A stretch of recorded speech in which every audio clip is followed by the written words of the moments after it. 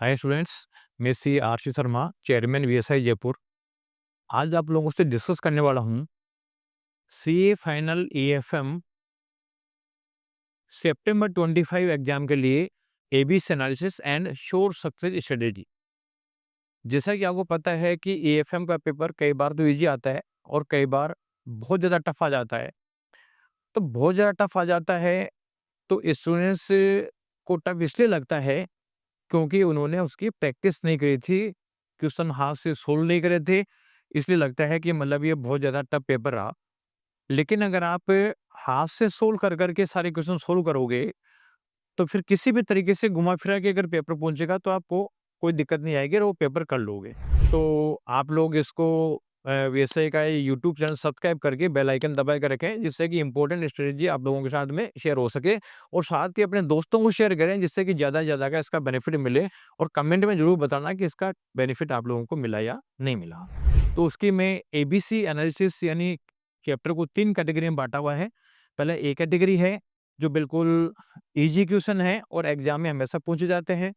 सी category में वो question है जो चैप्टर हैं थोड़े टफ लगते हैं, हालाँकि क्वेश्चन पूछे जाते हैं लेकिन वो टफ हैं। और बी कैटेगरी में मॉडरेट चैप्टर है, जो ज़्यादा ना तो ज़्यादा टफ है, ना ज़्यादा ईज़ी है। अभी इसका बेसिक पर्पज़ क्या है कि कई बार बच्चे टफ चैप्टर उठा लेते हैं और वो टफ चैप्टरों को पूरा ढंग से कर नहीं पाते हैं और उसके चक्कर में उसके जो ईज़ी चैप्टर हैं वो भी रह जाते हैं।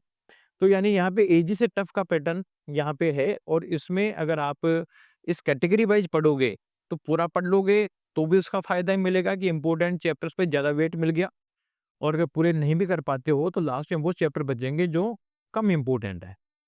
इसलिए ये एबीसी एनालिसिस आपके लिए है और इसमें जो चैप्टर एबीसी कैटेगरी में डले हुए हैं, उसकी एक्यूरेसी लेवल की बात करूँ मैं, तो आप ये देखें कि जनवरी एग्ज़ाम हुआ था पहले, उस जनवरी एग्ज़ाम के लिए हमने जो अभी मई एग्ज़ाम हुआ था, मई 25 के लिए हमने एबीसी एनालिसिस अपलोड किया था 3 जनवरी 2025 को।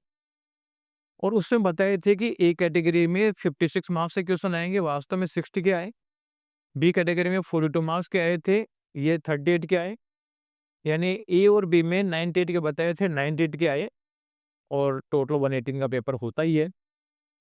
तो इसमें आप जाके मैच करना, जो पहले हमने डाली हुई है और आप अब मैच करना जो है, उससे आपको पता चल जाएगा कि पेपर पे भी कि हमने वास्तव में सही बताया या नहीं बताया। अब इसमें आप देखो ए कैटेगरी के जो चैप्टर हैं और बहुत अच्छे चैप्टर हैं, मैंने 56 का वेट रखा हुआ है इसका।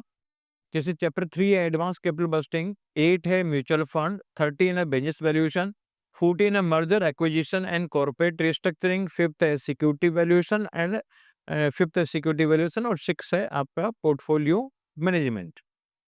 तो ये चैप्टर जो है, ये आपके ए कैटेगरी के हैं 56 नंबर के।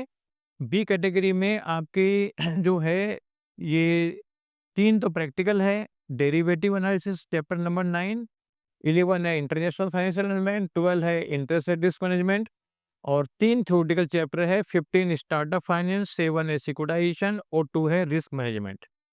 तो ये चीज़ें इसमें ये है, तो ये 42 मार्क्स का पेपर है। और ये जो सी कैटेगरी है, इसमें 2 चैप्टर, एक तो फॉरेक्स है और चैप्टर 1 है financial policy and corporate strategy and 4 है सिक्योरिटी एनालिसिस। ये 20 मार्क्स के क्वेश्चन इसमें से आते हैं।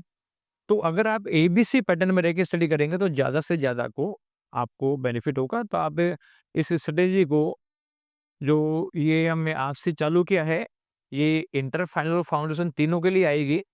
तो आप लोग इसको वैसे का यूट्यूब चैनल सब्सक्राइब करके बेल आइकन दबा के रखें, जिससे कि इम्पोर्टेंट स्ट्रेटजी आप लोगों के साथ में शेयर हो सके और साथ ही अपने दोस्तों को शेयर करें, जिससे कि ज़्यादा से ज़्यादा का इसका बेनिफिट मिले और कमेंट में ज़रूर बताना कि इसका बेनिफिट आप लोगों को मिला या नहीं मिला। Thank you.